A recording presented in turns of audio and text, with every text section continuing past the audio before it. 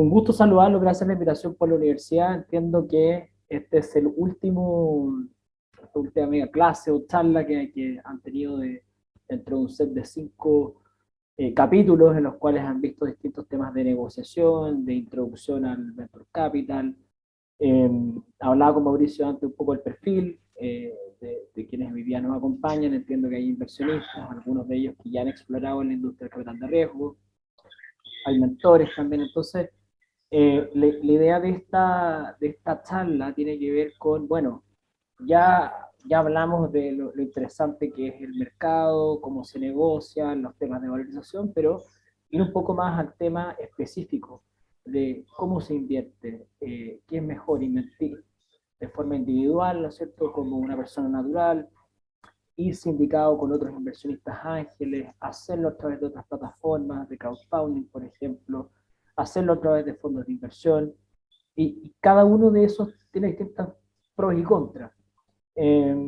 Entonces, la charla está estructurada en base a tres grandes hitos. Hay uno que es primero un escenario, sé que ya lo han pasado, pero ver los principios rectores, que como nosotros le decimos el Venture Capital 101, cuáles son los principios básicos, quiénes son los actores, cuáles son los tickets de inversión. En el mundo real vamos a ver específicamente en quién se está invirtiendo y cuándo se está invirtiendo.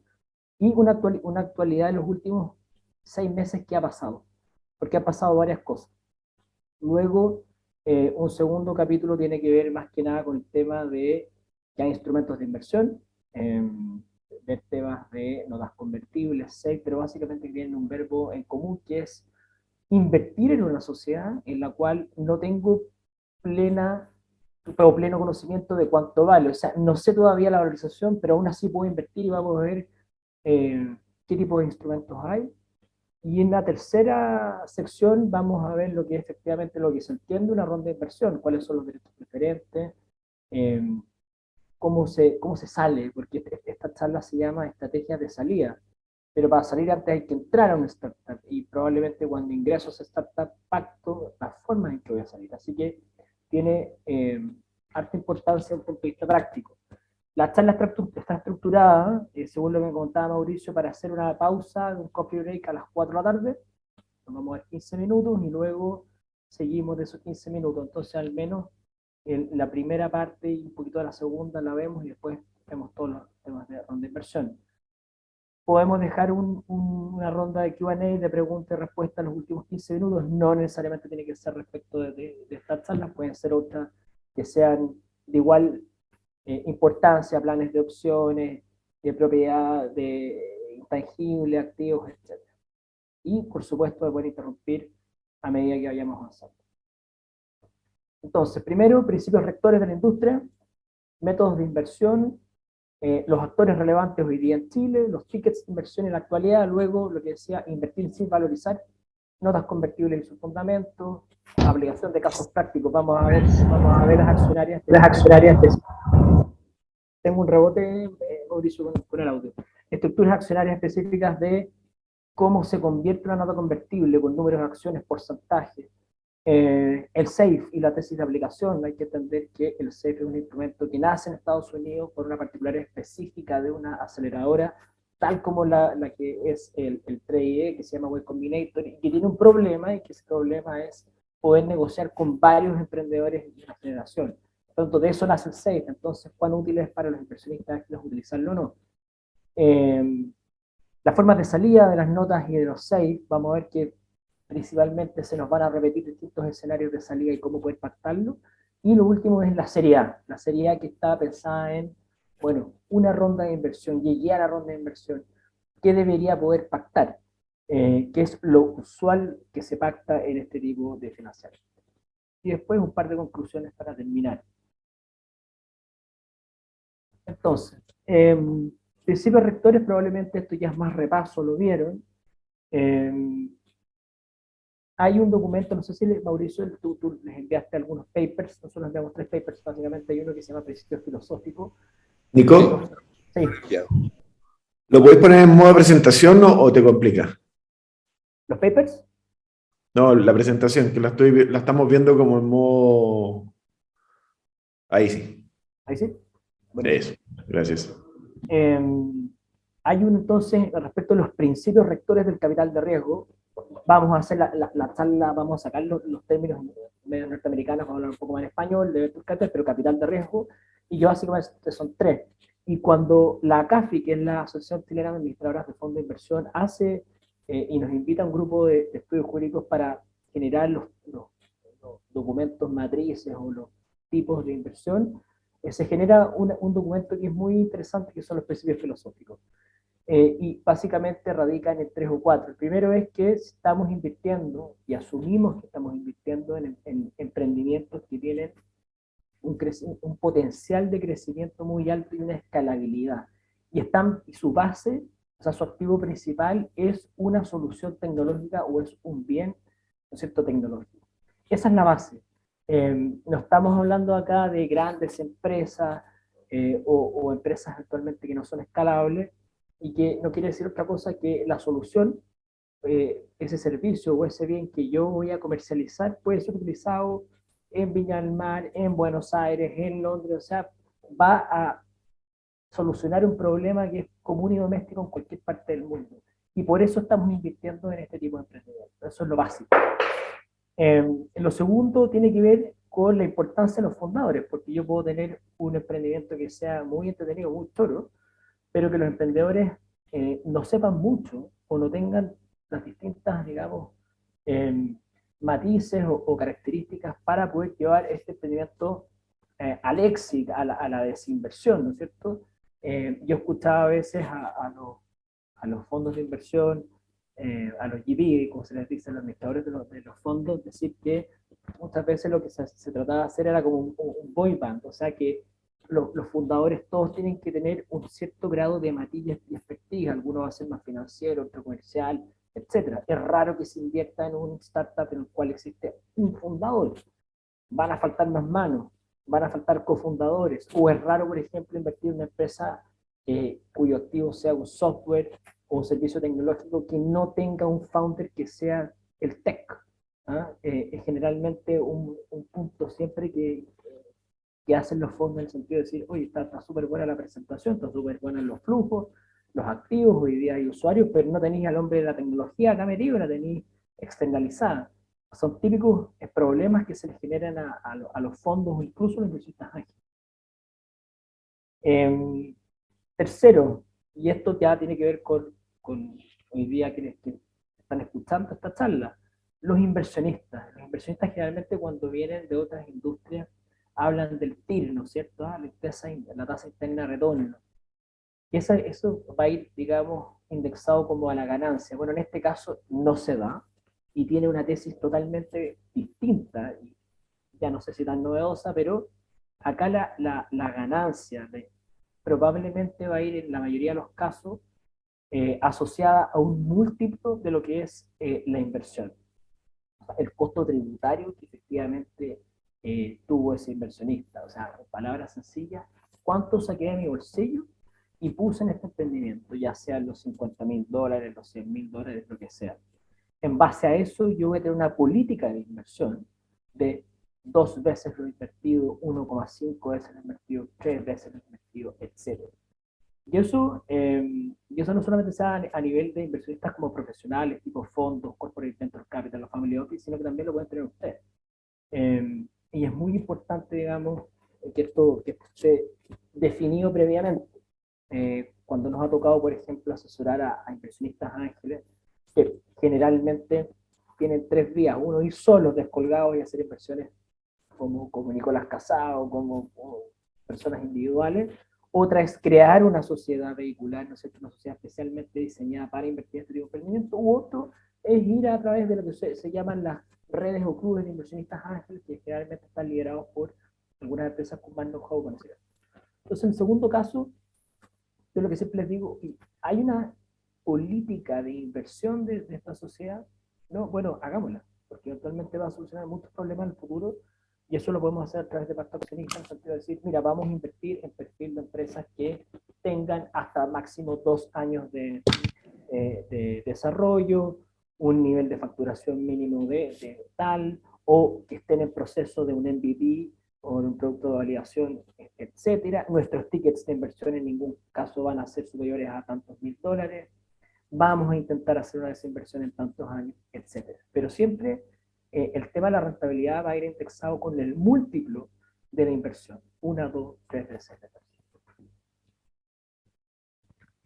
Esos son los principios más importantes.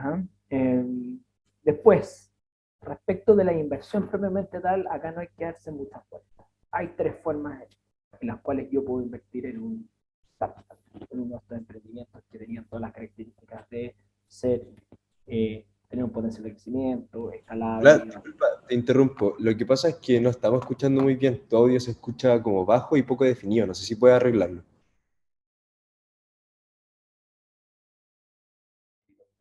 Los tipos de inversión, como decía, no hay que perderse mucho. Son tres. Hay tres formas en que cualquier tipo de inversionista puede invertir. El primero, y que creo que es el más, que puede ser el más conocido y que el que vamos a hablar en toda esta charla como una ronda de inversión propiamente tal, o una ronda de financiamiento, es cuando está definida la valorización de una empresa y entonces, y se sabe cuánto es el momento que sea el dinero, ¿no es cierto?, la inyección de capital que se va a efectuar. Por lo tanto, se emite un número de acciones de la sociedad y el inversionista las adquiere.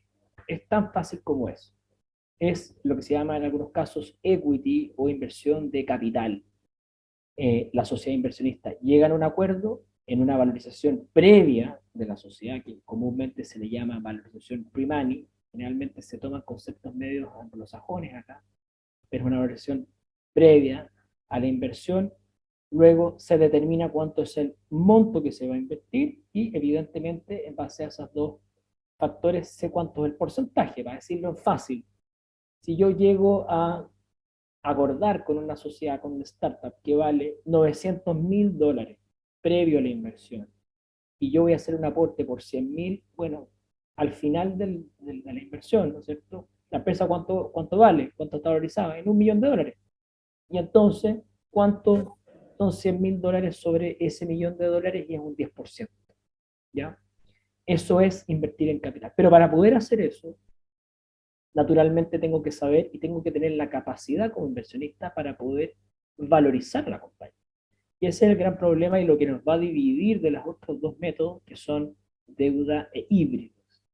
Entonces, comúnmente lo que hace la literatura del venture capital es decir, mira, los fondos de inversión, los family office, los corporate venture capital, que no es otra cosa que decir las grandes empresas con sus fondos propios de capital de riesgo, claro, tienen la capacidad porque tienen analistas, tienen abogados, tienen todo un equipo atrás en que van a saber valorizar esa empresa, lo van a poder hacer. Pero ¿qué pasa con, acá poner cualquier nombre, Pier Paolo, Sacarelli, Rodrigo González, que van como individuales, que les, pues no saben, no tienen por qué saber cuánto vale ese activo, ese software, esa patente, ese know-how del equipo, ese nivel de flujos, ¿no es cierto? No tiene por qué saber cuál es esa inversión, por lo tanto, dice, mira, yo antes de llegar y tomar un número de acciones que puede ser bueno o malo, no tengo idea, me voy a ir por otra vía. Voy a deferir la valorización y voy a invertir a través de deuda o híbrido. Y acá pasamos a estos dos otros métodos. El primero, que no es tan alejado tampoco, que es la deuda, es básicamente decir, mire, yo con usted, con la sociedad, voy a inyectar el capital. Pensemos que son $50.000. Yo le voy a inyectar $50.000 a este startup que parece muy novedoso, que está, por ejemplo, inventemos, en la industria de la educación financiera. Los emprendedores, los fundadores me parecen gallos muy buenos, pero como no sé cuánto vale la empresa, voy a estimar un mínimo que se llama una valorización CAP, un mínimo de lo que yo debería tomar el día de mañana como inversión. Entonces, por ejemplo, se dice la sociedad tiene un CAP de $1.000.000, yo voy a poner 50.000, en el peor escenario yo me llevo un 5% de la salud. Pero va más allá de eso. Lo que hace es decir, ok, ese es el peor de los casos. Pero si esta empresa le va muy bien y hace una ronda de inversión después con estos fondos, family office, yo voy a convertir esta deuda en acciones de acuerdo a los términos o valorización que pactó un inversionista profesional en el futuro. ¿Ya? De eso se trata la deuda convertible y se llama como un mutuo convertible o se le dice nota de una traducción bien mala en verdad que viene de Estados Unidos, que es el convertible note, que tiene más que nada un significado de pagaré. Entonces básicamente es un contrato de mutuo, lo que se firma, el documento en sí es un contrato de mutuo, pero se le dice un mutuo convertible en acciones porque tiene ciertos escenarios que están previstos para convertir esta deuda más intereses, porque es una deuda, por lo tanto la deuda genera intereses, en acciones de la compañía en el futuro. Ese es el gran, digamos, esquema de las notas convertibles. Nico, una pregunta puede ser. Por supuesto. En el caso de las startups y de este mundo, ¿por qué no se habla de bonos convertibles? Que en las grandes empresas eso existe, digamos. Buena pregunta, porque los bonos son muy caros. Los bonos primero las empresas que emiten bonos, que es una deuda efectivamente, tienen que registrarse ante lo que es la Comisión del Mercado Financiero en un registro especial, no solamente ellas, sino que también sus acciones, en este caso el bono, la emisión del bono. Y hay que pasar por clasificadoras de riesgo, hay que tener balance, o sea, hay que generar un montón de burocracia y protocolo que es muy caro y muy largo para hacer este tipo de financiamiento. Además que los bonos tienen otro sentido, son mucho más a largo plazo. Generalmente estamos hablando de bonos de a 7 años, a 10 años, se habla de deuda corta, deuda larga, ¿no es cierto? Tienen características de bullet que se pagan al final algunos. Entonces, no tiene mucho sentido porque al final las notas convertibles tienen un periodo entre 6 a 18 meses. Piensa que siempre el inversionista que firma una nota convertible tiene en su horizonte pensado que ese capital e intereses van a ser van a ser acciones el día de mañana. No, acá no se está esperando que la startup le devuelva los intereses, ese no es lo que se está viendo, no es el propósito. Lo que se está diciendo acá, oiga, yo le paso el dinero con la expectativa total de que usted en estos 6 o 18 meses haga una ronda de inversión, cierre con un fondo, cierre con un family office, y entonces yo me voy a adherir a esos términos y voy a convertir mis acciones. Después vamos a ver específicamente en las notas cuáles, en la choreza la nota convertible, que, ojo, hace más cara la inversión para el emprendedor, porque se tiene que pagar intereses, porque se tiene que pagar un impuesto que se llama timbre estampilla, etc. Se entiende un poco la idea global, vamos a ir después con el slide más preciso, pero esa es la idea global.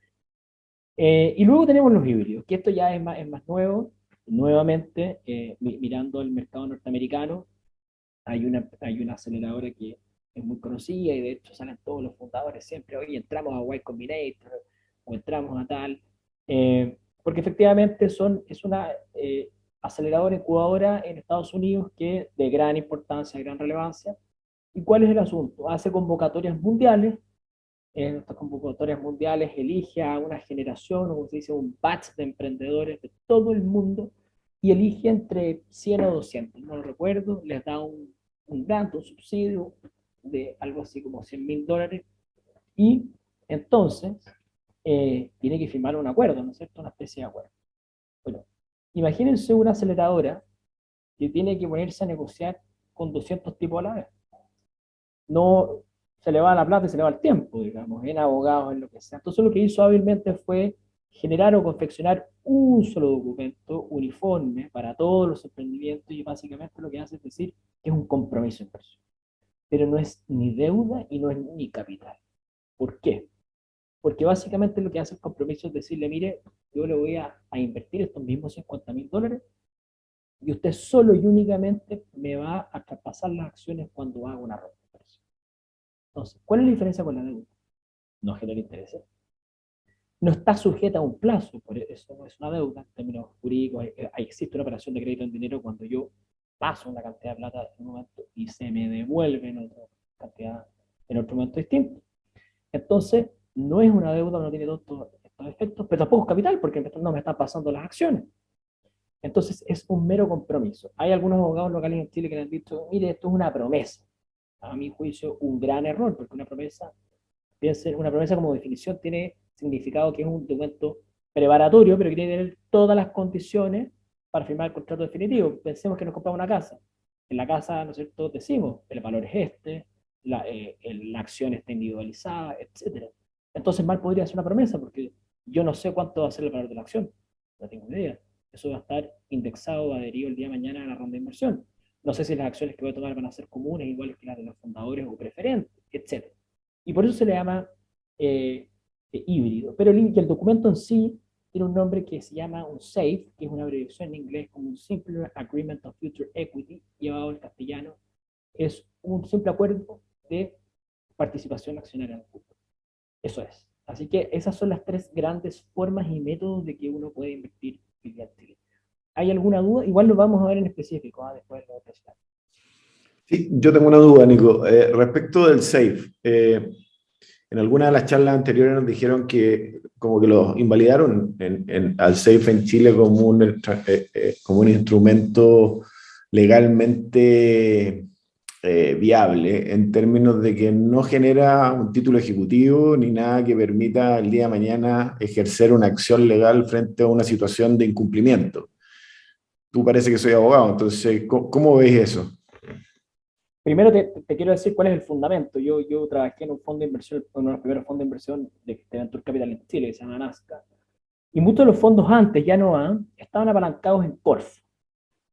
Acá nace todo. Estaban apalancados en Corfo, y Corfo, lo que hacía básicamente los fondos iban, decía, oiga, yo recaudé 10 millones de dólares.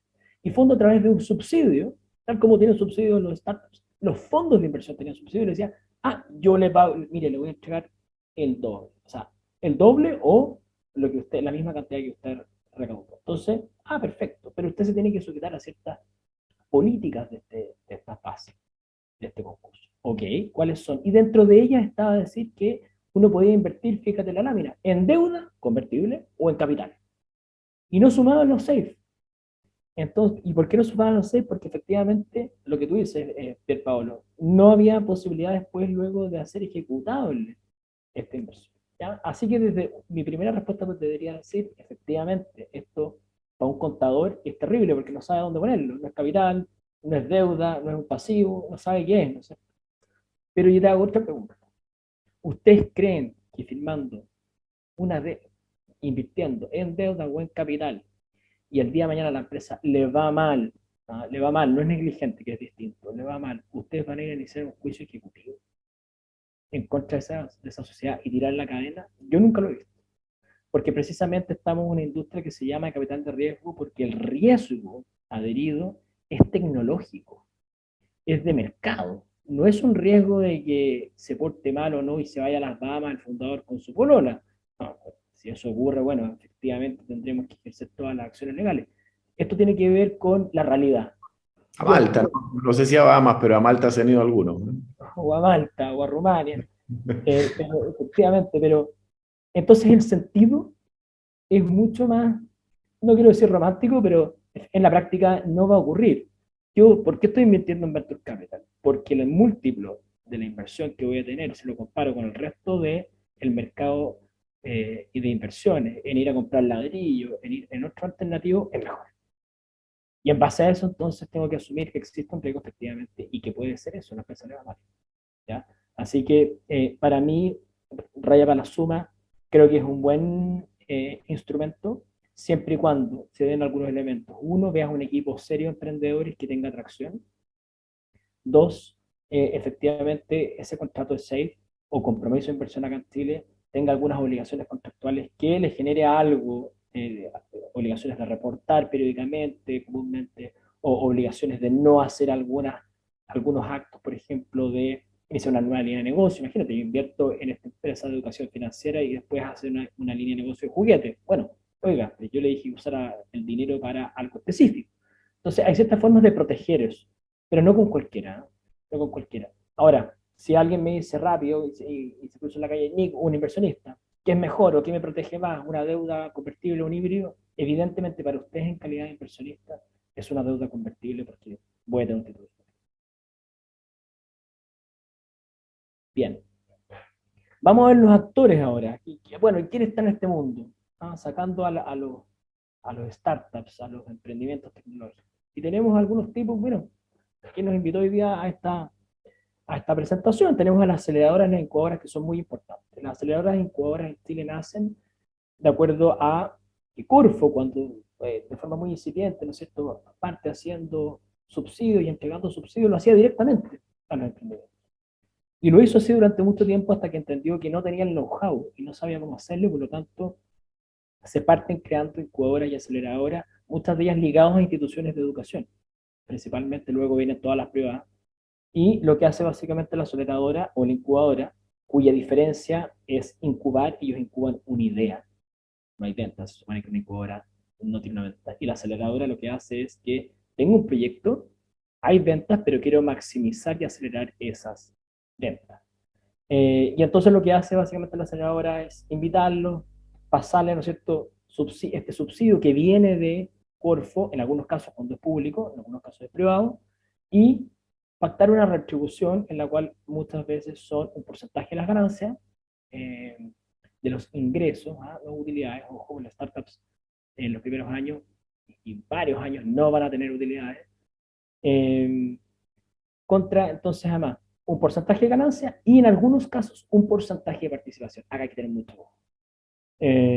Los porcentajes que son opciones para tomar, digamos, de la empresa. Y ahí, dependiendo de cuán agresiva es la política de la aceleradora podrá estar, digamos, como accionista el día de mañana en nuestra empresa. Más allá de eso, creo que la aceleradora, yo actualmente trabajo con IE, o sea, Australia, un par más, tienen un fin mucho más de estar en la primera etapa del proyecto. No llegar al éxito final porque primero lo que quieren hacer primero es evidentemente que su portafolio consolidarlo y tener éxito también, ¿no es cierto?, como aceleradora. Y luego entienden también que cuando las empresas ya se van a Estados Unidos, ya vamos a hablar porque se van a Estados Unidos, o a Reino Unido, o lo que sea, no van a tener tampoco, o no van a gastar esa capacidad para ir, conocer la legislación local allá, invertir, etc. Así que probablemente son actores que van a estar dentro de los primeros años de desarrollo.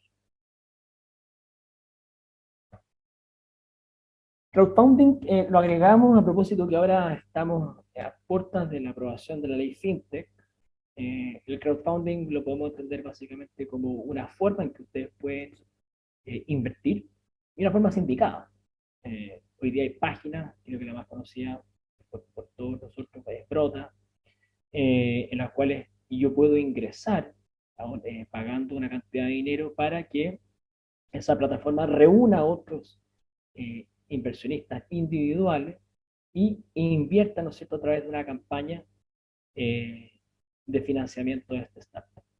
Yo no soy muy amigo de los crowdfunding, primero porque y esto se lo digo a los emprendedores, los términos de los crowdfunding son bastante agresivos.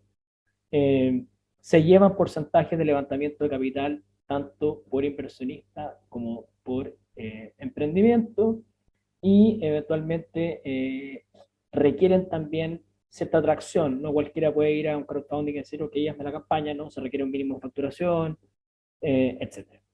Pero existe, y tanto como existe en crowdfunding, o sea, entrega de acciones a través de estas plataformas, también existe en crowdlending. Cumplo fue una de las primeras acá en Chile. Bueno, inversionistas ángeles, acá hay algunos, me imagino. Inversionistas ángeles un poco ciútica el nombre, ¿no es cierto?, que vienen como a salvar, a dar vida y capital en una etapa generalmente en donde hay poco capital al cual se puede ir. Los emprendimientos no pueden ir directamente a sus primeros desarrollos, primera etapa de un fondo de inversión, porque el fondo necesita extracción, otras cosas, algo más formado, por lo tanto, van a apostar a tickets un poquito más chicos que provengan de ángeles. De acuerdo a mi experiencia, yo digo los tickets de inversión al capital, ¿no es cierto?, que se va a buscar. Sí, Albert. Sí, Nicolás, en relación a lo que nos pasabas anteriormente, hablaste del crowdlending. Entiendo que ahí es como básicamente un préstamo por un interés de por medio, o una cosa así, es como un poco más sencillo. ¿El crowdlending está regulado hoy día por el mercado financiero, por el CMF, o cuál es hoy día la figura? ¿Cómo se efectúan? Si es que conoces un poco más acerca de eso. ¿Y cuál es la diferencia más marcada con el crowdfunding? Sí, primero, efectivamente, la definición la dijiste tú, el crowdlending es un préstamo, ¿no es cierto?, en el cual estas plataformas funcionan como un marketplace en el cual capturan un dinero al inversionista y lo pasan al otro lado a los emprendimientos, los individuales, que generalmente no tienen acceso a la banca. Por lo tanto, es una solución para estos emprendimientos que pueden generar financiamiento, no queriendo hacerlo a través de la vía capital. ¿No es cierto? Ustedes saben que hay dos formas de financiarse, básicamente deuda o capital. Así que eso es. Ahora, ¿están regulados? En Chile no.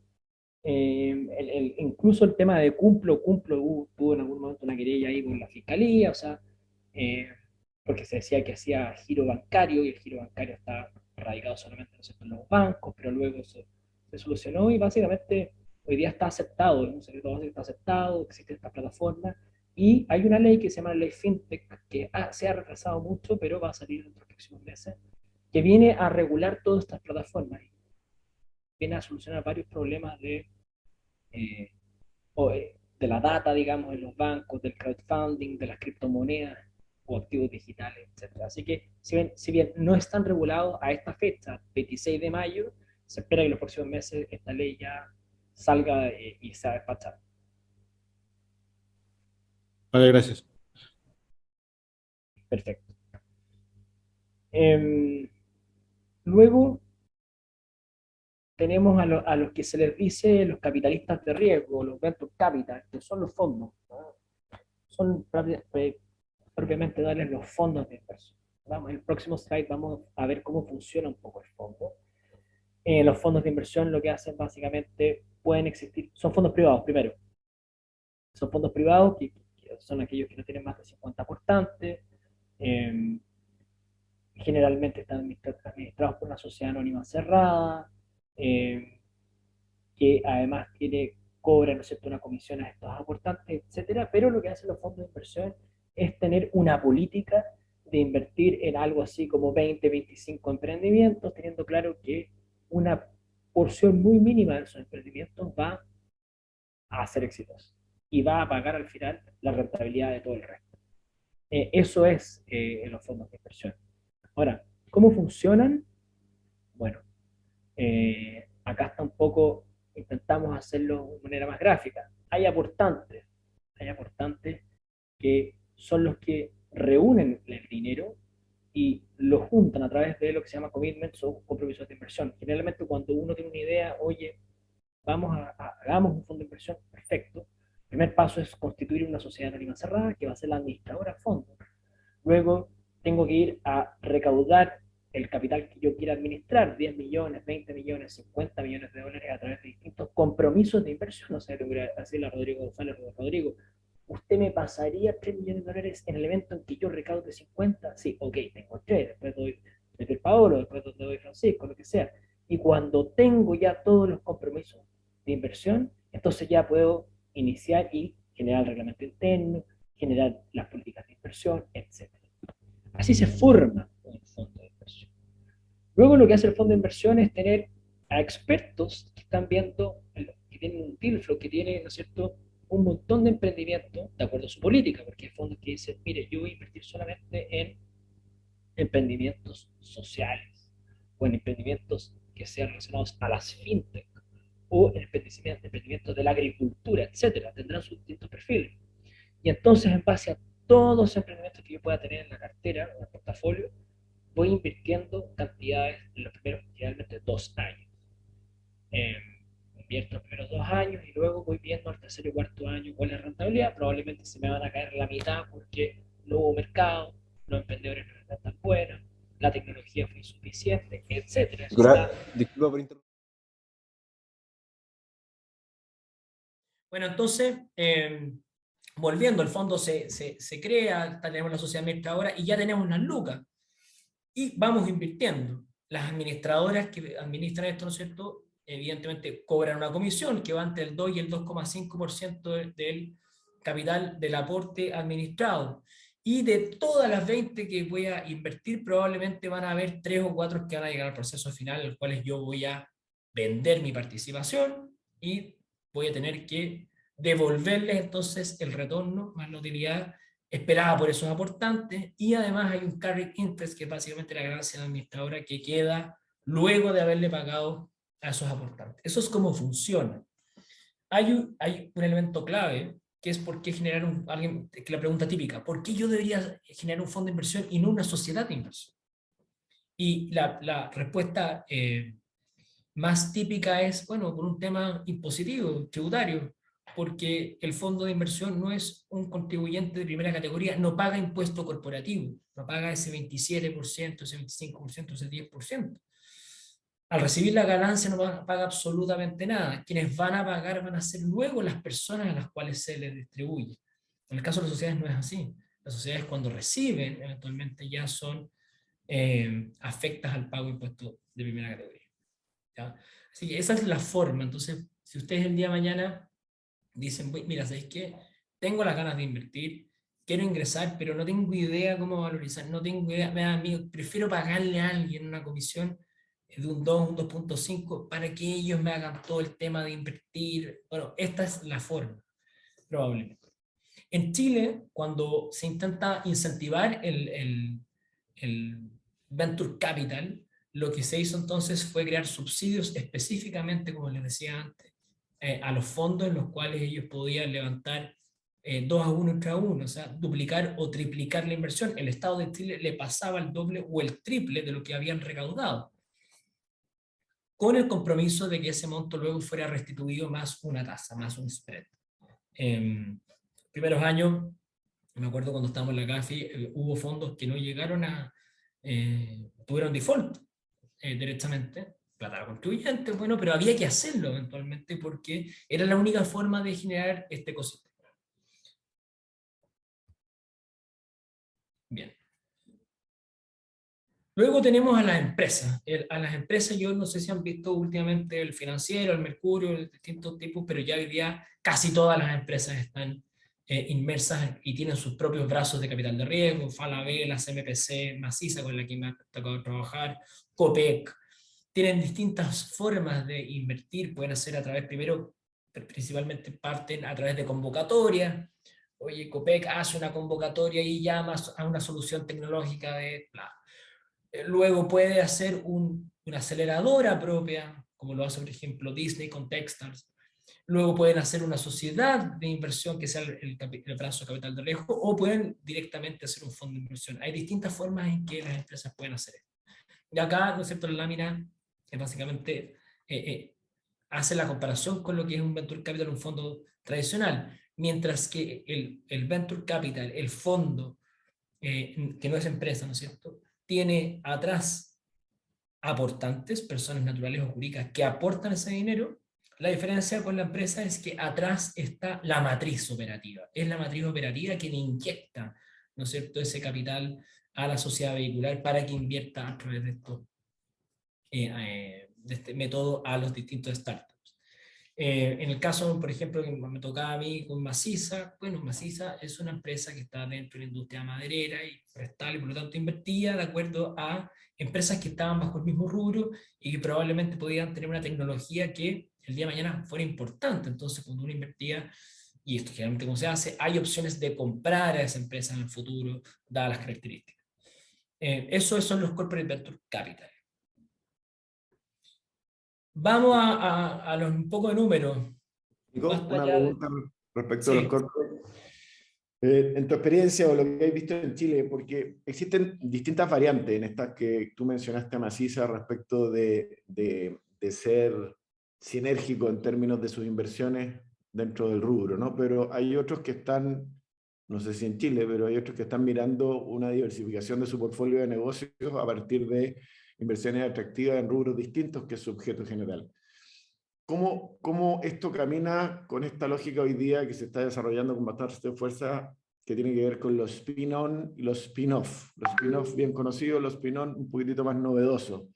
Sí. Estos ventures están destinando recursos a eso en vista de lo dinámico de los mercados, lo diverso de la competencia y lo incierto del mundo, como para poder mejorar su performance en el largo plazo.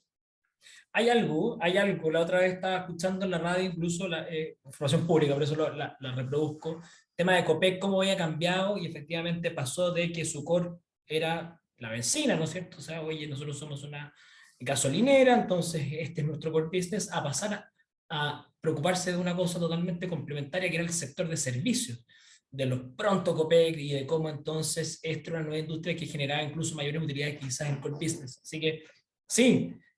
Ahora, de acuerdo a mi experiencia, generalmente la inversión va más por el core business del negocio, por la línea estructural. O sea, se van a proteger o van a invertir en empresas que el día de mañana sean un complemento a las unidades de negocio, a las distintas unidades de negocio que puedan tener. ¿Por qué? Porque antiguamente lo que tenían estas empresas era un área de innovación y desarrollo, típicamente. Que eran 2 o 3 pelagatos, no lo digo efectivamente, pero eran 2 o 3 personas que intentaban hacer algo de magia, pero después de la era de la innovación abierta, el 2003, por ahí, se piensa, oye, tenemos a esta gente en 4 paredes, es mucho más inteligente ir al mercado, ver, o sea, sacarnos la venda, ir a ver precisamente lo que se está haciendo en el mercado, hagamos un ticket de inversión chica, veamos cómo se explora esto y luego eventualmente podemos comprar, ¿ya? Entonces, no sé si respondo a la pregunta, pero yo te diría que va más por la línea de el core business, pero no niego que eventualmente podrían existir algunos spin-in o spin-off. Sí, vale, sí me respondo, gracias. Buenísimo. Esto, llevemos un poco entonces a número. Estos son los tickets de inversión, la primera parte de tickets de inversión que sucedieron el último semestre del año pasado. De acuerdo a esto, les vamos a enviar la presentación después, pero básicamente hace 2 años, o sea, hace poquito, en Chile se hablaba de una serie A de $500.000 a 1 millón, ya era decir mucho, $1 millón. Y hoy día esto en los últimos, yo diría los últimos 6 años, 6 meses, cambió dramáticamente con todos los ejemplos que tenemos. Los Notco, los Corner Shop, los Betterfly, un poquito más antiguos, los Crystal Lagoons, que son las empresas de los unicornios. Y la importancia de los unicornios, más allá de que alguien me pueda decir, oye, las valorizaciones están infladas o no, son que dan, ¿no es cierto?, un reflejo de dónde puede llegar un emprendimiento nacido en Chile, qué pasó por Startup Chile, qué pasó por las aceleradoras, etcétera, y que puede ser mucho más rentable que las otras formas de inversión. Eso es. Hoy día, el ticket de inversión de una serie A está entre los 2 y los 5 millones de dólares en Chile. E incluso se abren y se abrió rondas que son pre-semilla o pre-seed o seed o semilla y que van entre las pre-semillas, generalmente son $300.000, $500.000 hasta el millón, y luego entre el millón y los 2 millones se habla de pre-semilla, etcétera. O sea, ya el mercado va madurando ya de acuerdo a lo que va ocurriendo. En lo que sí está muy claro es que las principales inversiones hay 2 cosas, 2 características. Una, fintech es lo que está hoy día, la está llevando. Las empresas están en la industria financiera, son las mayores receptoras de fondos. Y lo segundo es que los grandes tickets no vienen de Chile, vienen del extranjero, y es una de las motivaciones principales de por qué el startup típicamente dice, bueno, me tengo que ir a Delaware, me tengo que ir a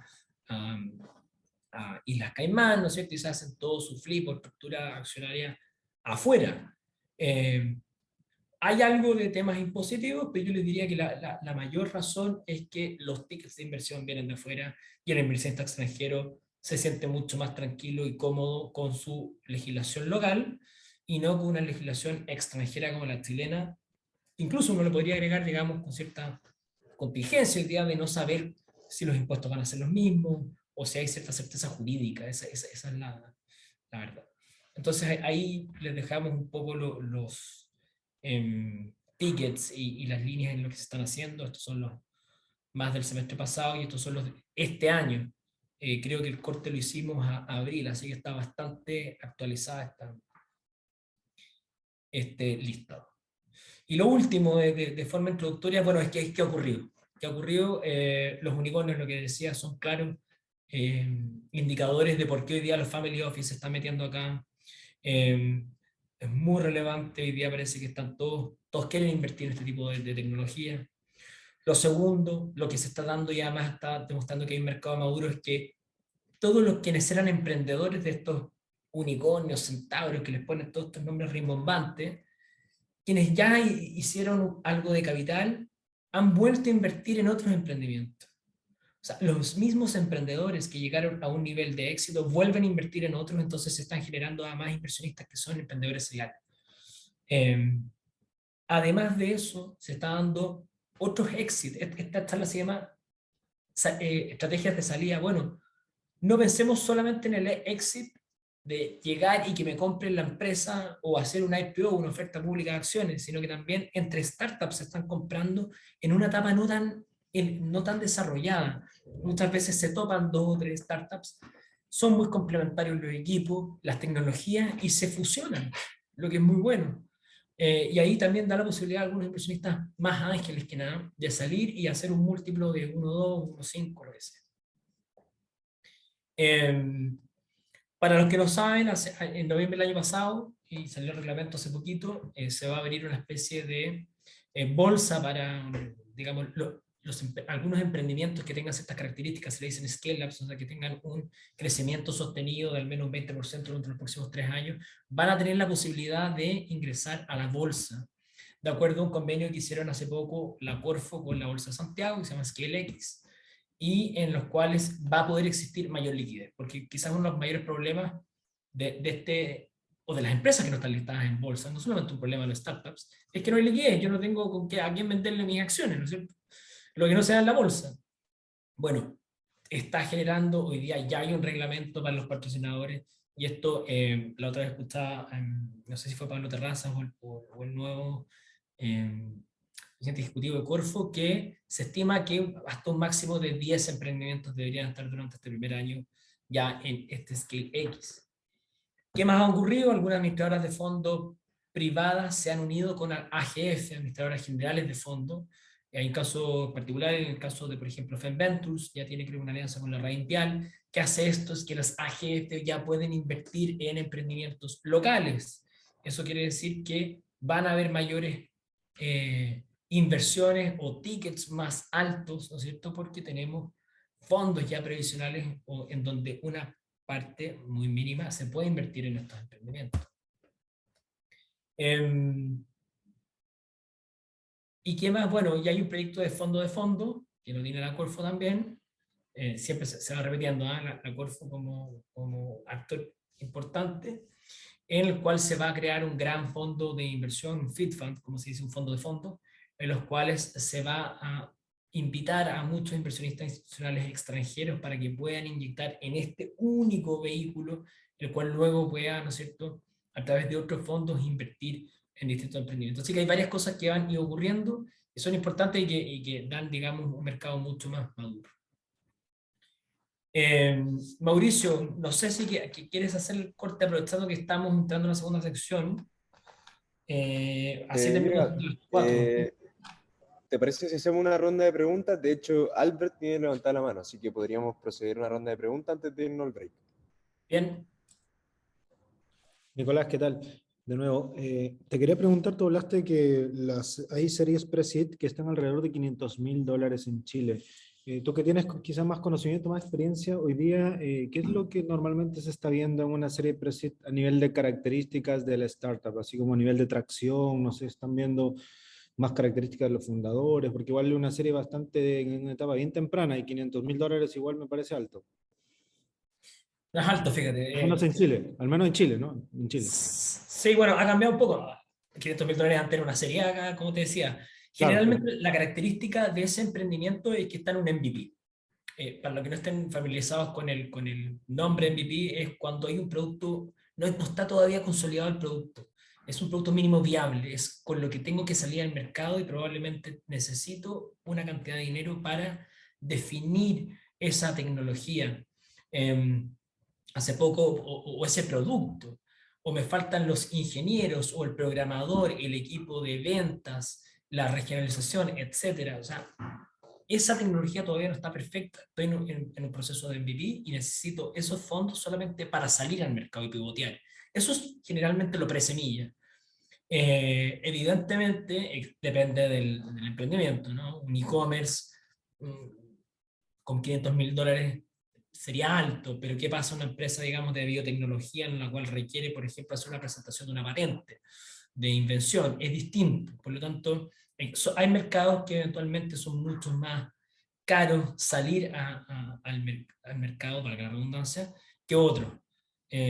Los fintech también, los fintech tienen las pasarelas de pago, los medios de pago, las tarjetas, los generadores de tarjeta, ¿no es cierto?, tienen un problema más regulatorio. Muchos de ellos tienen que entrar a la unidad de análisis financiero, hacer un sistema de prevención de delito, que es caro, hay que contratar abogados, hay que hacer un sistema de tecnología de Know Your Client o conocimiento de cliente, etcétera, etcétera, etcétera. Entonces, va a depender mucho de, uno, el mercado en el cual está ese startup, si es regulado o no es regulado, el equipo, si necesito contratar más gente o no, y la tecnología, si efectivamente la tengo ya suficientemente lograda o no. Nicolás, un poco colgándome de esa respuesta que diste, justo de lo que hablas hace un rato, el crowdlending, si uno lo piensa como una fintech, ya una fintech que utiliza el modelo crowdlending, necesita toda esta regulación detrás, porque te preguntaba por si estaba regulado en ese mercado, porque al final llega a ser como una especie de préstamo informal, ¿no? Si es que no estuviese tan regulado. ¿Funciona así si es que uno lo convierte en una fintech? Fíjate que es súper buena pregunta. Primero, no están regulados, pero lo que hicieron las fintech o lo que hicieron hábilmente las fintech es que tuvieron un problema. Lo que hicieron fue que los bancos partieron botándoles las cuentas. No sé si se acuerdan, hace un año atrás, un poquito más, los bancos partieron viendo que había mucho movimiento en sus cuentas y por lo tanto, y que muchas de ellas estaban como con un giro, una actividad, al momento de informar la apertura de la cuenta corriente, que no tenía relación a estos movimientos. Y al ver que además no estaban reguladas, que la CMF no los tenía listadas, no teniendo por qué además, hicieron arbitrariamente, a mi juicio, cerraron las cuentas. Entonces, y hubo un juicio, digamos, que habían varios ahí metidos, creo, Buda y otros más, ellos mismos solicitaron regularse y se regularon y fueron a la unidad de análisis financiero a decir, mire, a pesar de yo no estar como sujeto obligado, voy a hacer cumplimiento de estándares mínimos de conocimiento del cliente, sistema de prevención de delitos de lavado de activos, de financiamiento del terrorismo, puede tener un compliance officer, puede hacer un sistema de reporte de operaciones sospechosas o reporte de operaciones en efectivo. O sea, hábilmente dijeron, a pesar yo de no estar regulado, yo me voy a autorregular. Y luego de eso, y esto terminó en el Tribunal de Libre Competencia, pudieron pudieron llegar, digamos, a la elaboración de una ley fintech que precisamente lo que va a hacer regularla. O sea, acá la fintech quienes más quieren que sean regulados son ellos. Ojalá que no impida tampoco y la regulación no sea, digamos, demasiado alta para que genere demasiados costos. Pero es eso. Entonces, el crowdlending no está regulado, pero no ha dejado de funcionar. Lo que pasa es que ha tenido estos problemas más domésticos de cierres de cuentas por parte de los bancos, principalmente. Ahí Pierpaolo tiene una duda. Sí, tengo un par de preguntas. Una bien, que no sé si te va a interesar contestarla, pero tiene que ver un poco con las nuevas valorizaciones y el cuestionamiento que se está haciendo con las empresas startup y scale-up hoy día a nivel mundial. Dada la recesión que parece venir en algunos continentes y el mundo, ha habido un cuestionamiento bastante importante respecto de las valorizaciones de algunas compañías. No sé cómo ves ese escenario. Y la segunda pregunta tiene que ver con el desarrollo en Chile del mundo de las startups o scale-up, o como les queramos llamar, relacionado con lo lento que va la legislación respecto de ciertos sectores industriales que habitualmente vienen recogiendo gorras, como dicen los hípicos, ¿no? O sea, viene atrás de la innovación, el desarrollo y el crecimiento de estas ideas innovadoras. Y eso restringe bastante el desarrollo de una industria innovadora como esta. ¿Cómo ves eso y qué visualizas hacia adelante? Tú estabas hablando recién de la fintech, pero hay otros negocios que están en la misma posición. O sea, donde yo participo, por ejemplo, en Chile no puede haber negocio de gaming online. Y es un negocio que, claro, y es un negocio que en el mundo está floreciendo hace mucho rato de una manera importante y existe un mercado gris impresionante que hace que al final del día el gaming igual exista, pero en nuestra legislación bastante... ¿Tú me quieres decir el gambling? Sí, o gaming también. Sí, sí, la industria de la apuesta. Online gaming, el tema de las apuestas deportivas, las apuestas de casino, todo ese tema, ¿no? O sea, son ejemplos, tú hablaste de las fintech, pero lo que me pasa es que yo veo que existe una legislación tan atrasada que al final termina restringiendo y son las innovaciones las que van tirando al final la legislación, cosa no muy nueva en el mundo, Pero en Chile en particular creo que eso está retrasando bastante el desarrollo de esta industria y del ecosistema en general. Sí, mira, es buena la pregunta, pero yo soy más positivo. Creo que siempre, y es normal, que la tecnología le va a ganar, pero no por dos cuerpos, por ser hípico, sino que por muchísimo al derecho, y está bien que así sea. Lo importante es que haya libertad contractual y hay una protección al mercado en algunos sectores, que eso es los mínimos, ¿no es cierto?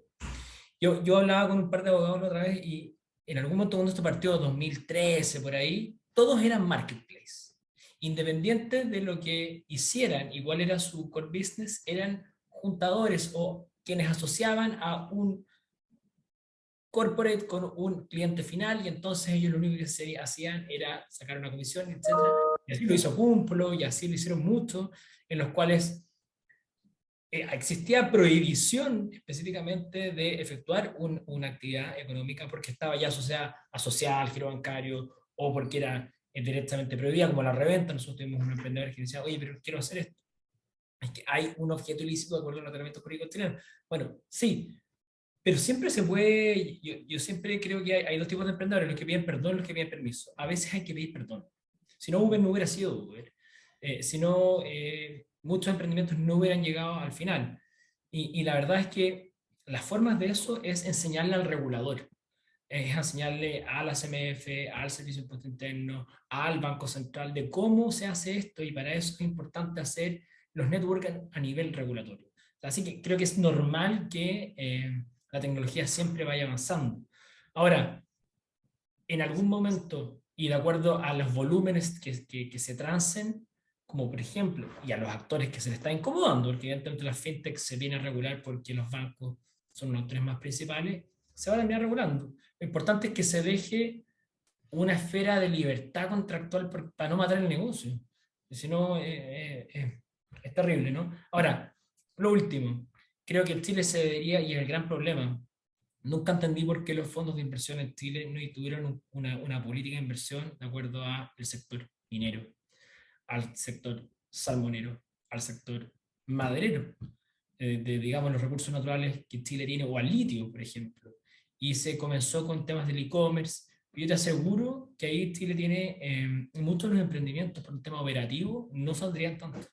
Y los inversionistas, digamos, serían locales mucho y con tickets de inversión más grandes. Y respecto a las valorizaciones, yo sé que todos se quieren tomar el café, respecto a las valorizaciones, sí me parece que son excesivamente altas en algunos casos. Es el problema de las empresas que no están listadas en bolsa, hay mucha especulación, y me parece que, no sé si es una burbuja que va a reventar, pero probablemente van a decaer las valorizaciones, porque en los momentos de los exits, de las ventas, no tienen cómo justificarse. Yo no voy a decir qué emprendimiento chileno, pero hay un emprendimiento chileno que de los unicornios que se vendió con pasivo, o sea, con pérdidas totales y valorizaciones millonarias. Entonces, ahí no soy contable, pero no hay una correlación, digamos, entre tus utilidades y tu valorización.